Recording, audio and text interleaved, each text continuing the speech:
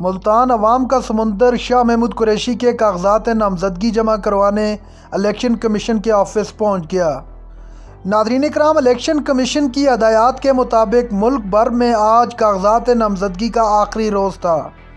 اسی کو مد نظر رکھتے ہوئے آج ملک بھر سے تمام سیاسی جماعتوں کے لیڈروں نے اپنے اپنے کاغذات نامزدگی جمع کروائے۔ بانی تحریک انصاف عمران خان نے 3 حلقوں سے اپنے کاغذات نامزدگی جمع کروائے۔ اسی طرح ملک بھر سے پاکستان تحریک انصاف کے سیاسی رہنماؤں نے اپنے اپنے کاغذات نامزدگی اپنے حلقوں کے اندر جمع کروائے۔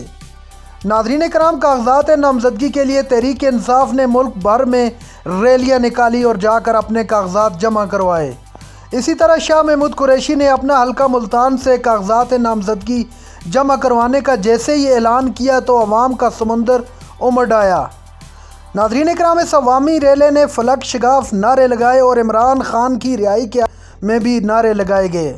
جیسا کہ آپ جانتے ہیں، پاکستان تحریک انصاف سے نہ صرف بلے کا نشان چھینا گیا ہے اور دوسری جانب چیئرمین تحریک انصاف عمران خان پر الیکشن لڑنے پر پابندی بھی عائد ہے۔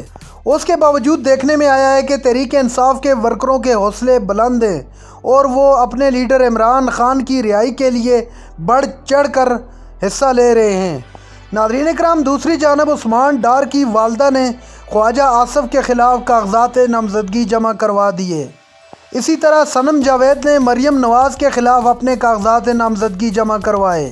ناظرین کرام، حلقہ NH14 سے اعظم خان سواتی نے نواز شریف کے خلاف کاغذات نامزدگی جمع کروائے۔